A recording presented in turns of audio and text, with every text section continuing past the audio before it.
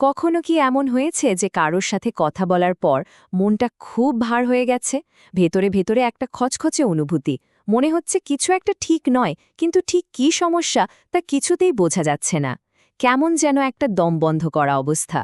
এই যে অনুভূতিটা, এটা কিন্তু অনেকের কাছেই খুব চেনা। চলুন আজ আমরা এই অনুভূতি পেছনের কারণগুলো একটু গভীরে গিয়ে দেখি। এই ধোঁয়াশা কাটিয়ে কিভাবে স্পষ্টতার দিকে যাওয়া যায় সেটাই বোঝার চেষ্টা করব।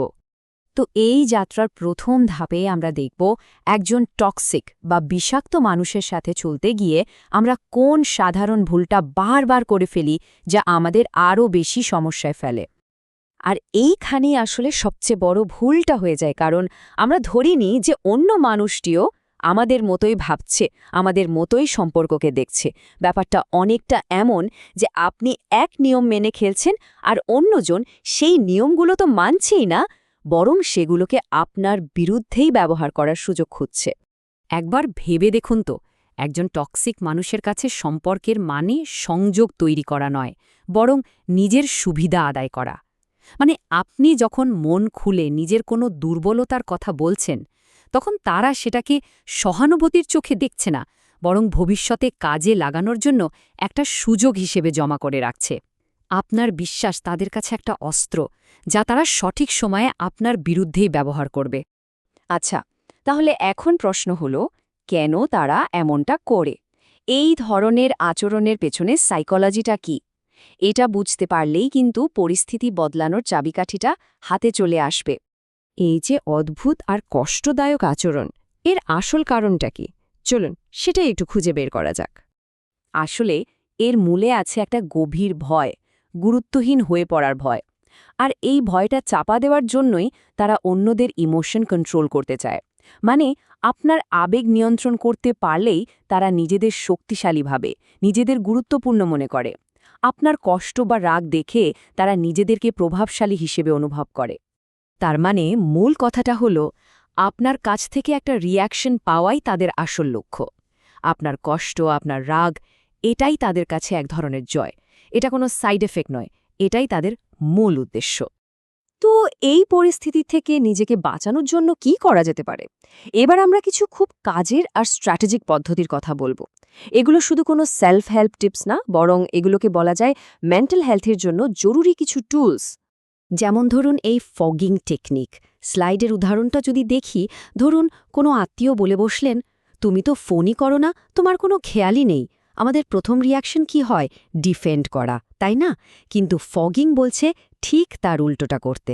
শান্তভাবে শুধু বলুন, তুমি ঠিকই বলেছ, তোমার যতটা ভালো লাগতো আমি হয়তো ততটা ফোন করতে পারিনি। এতে কি হলো? আপনি তর্কের আগুনটাই নিভিয়ে দিলেন, কারণ একজন বিষাক্ত মানুষ লড়াই করার জন্য যে বিরোধিতা খোঁজে সেটাই আর পেল না। এর পরের পদ্ধতিটার নাম হলো গ্রে রক মেথড। মানে নিজেকে একটা ধূসর সাদামাটা পাথরের মতো করে ফেলুন। উদ্দেশ্যটা খুব সহজ, নিজেকে একদম বোরিং একটা টার্গেট বানানো। সংক্ষিপ্ত, আবেগহীন উত্তর দিন, ব্যক্তিগত কোনো তথ্য দেবেন না, কারণ মনে রাখবেন আপনার দেওয়া সব তথ্যই কিন্তু তাদের জন্য ভবিষ্যতের অস্ত্র।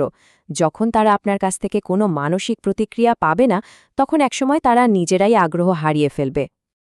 এখন চলুন দেখি এই পুরো ব্যাপারটা আমাদের ব্রেন আর শরীরে কী ধরনের প্রভাব ফেলে, কারণ এটা শুধু মনের ওপর চাপ নয়, এর একটা গভীর শারীরিক দিকও আছে।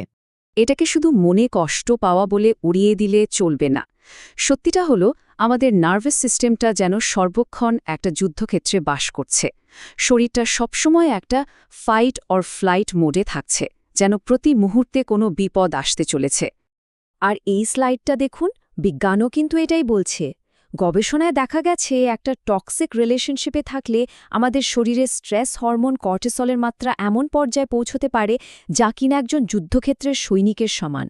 কারণ আমাদের ব্রেন মানসিক আর শারীরিক বিপদের মধ্যে খুব একটা ফারাক করতে পারে না।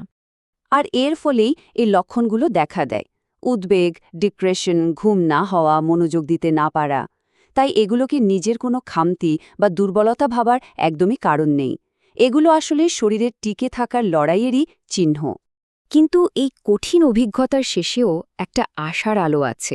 এবার আমরা এই জার্নির সবচেয়ে শক্তিশালী দিকটা নিয়ে কথা বলবো, আর তা হলো ট্রমার পরেও কিভাবে মানুষ আরও বিকশিত হতে পারে। এখানে দুটো বিষয় বুঝতে হবে। একটা হলো রিকভারি বা পুনরুদ্ধার, আরেকটা হলো গ্রোথ বা বিকাশ।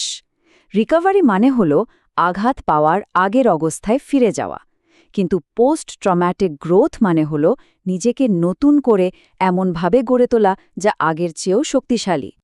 আর এটা কিন্তু কোনো বিরল ঘটনা নয়। স্লাইডে যেমনটা দেখা যাচ্ছে, ট্রমা থেকে বেঁচে ফেরা মানুষদের মধ্যে একটা বিশাল অংশ, প্রায় 2/3 এই ধরনের বিকাশের অভিজ্ঞতা লাভ করেন।